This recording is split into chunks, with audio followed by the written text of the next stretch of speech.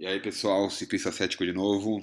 Nesse episódio aqui eu vou falar um pouco sobre o argumento cosmológico Kalam.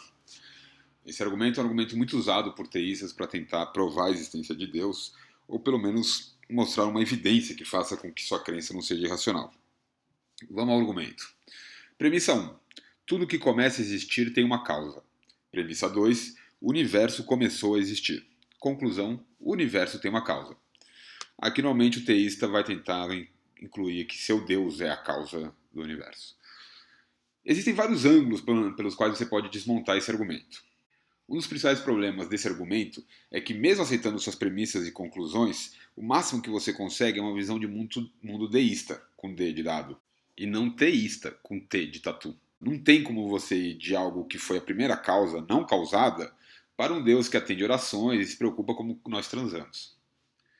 Segundo problema desse argumento é que ele distorce as descobertas da ciência para dar a impressão de que elas comprovam o argumento. A primeira premissa parece bastante intuitiva. Tudo que começa a existir tem uma causa. Mas a termodinâmica diz outra coisa. Nada realmente começa a existir. A primeira lei da termodinâmica diz que a energia, que é o que tudo é feito, inclusive a matéria, E igual a mc², a famosa equação do Einstein mostra isso, que matéria e energia são a mesma coisa. A energia não pode ser nem criada nem destruída, ela só muda de forma. Essa é a primeira lei da termodinâmica, a lei da conservação de energia, que diz exatamente isso, que nenhuma energia pode ser criada ou destruída. Portanto, como podemos dizer que tudo que começa a existir tem uma causa, se nada realmente começa a existir? Aí você vai falar, como assim as coisas começam a existir o tempo inteiro? Pessoas começam a existir, plantas começam a existir, químicos começam a existir, até você, ciclista, começa a existir. Na verdade, não. Você pode quebrar uma planta, qualquer coisa, em vários pedacinhos, e até onde sabemos, nenhum desses pedaços começaram a existir. Pelo menos não no mesmo sentido do universo começar a existir. Tudo que existe, como sendo eu, já existia antes de eu nascer. Eu não sou uma coisa nova que começou a existir. Sou somente uma combinação de coisas que já existiam em um novo arranjo. É o famoso nada se cria, nada se perde, tudo se transforma.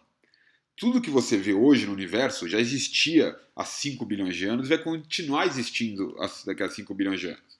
A única coisa que muda é o arranjo entre essas coisas.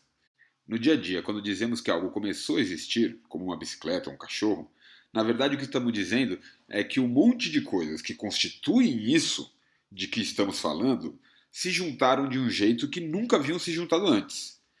Que então percebemos como sendo uma bicicleta ou um cachorro. Ou seja, quando usamos começar a existir na primeira premissa, estamos falando de algo totalmente diferente do começar a existir da segunda premissa.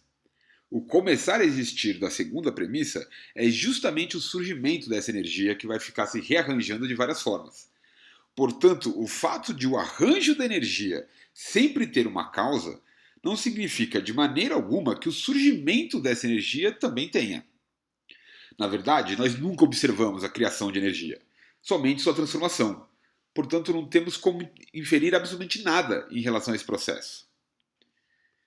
Tem mais.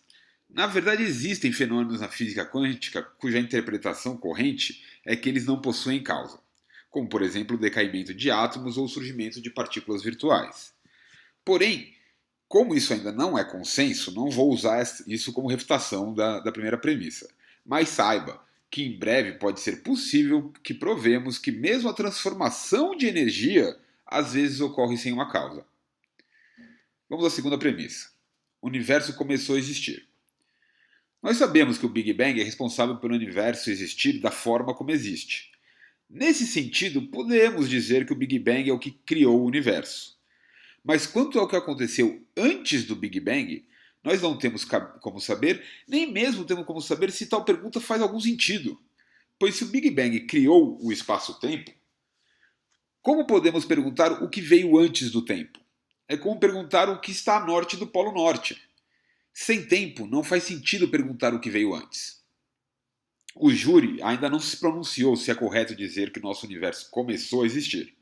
E qualquer um que diga o contrário está ou mal informado ou mentindo. É claro que isso não impede que apologistas citem cientistas que concordam com eles enquanto omitem os que discordam. Mas mesmo que pudesse ser provado que o universo é a única coisa que literalmente começou a existir, no sentido de que o que forma o universo não existia em um certo momento e passou a existir, isso não resolve o problema deste argumento, pois vai continuar sendo uma ocorrência única na história e que ninguém observou.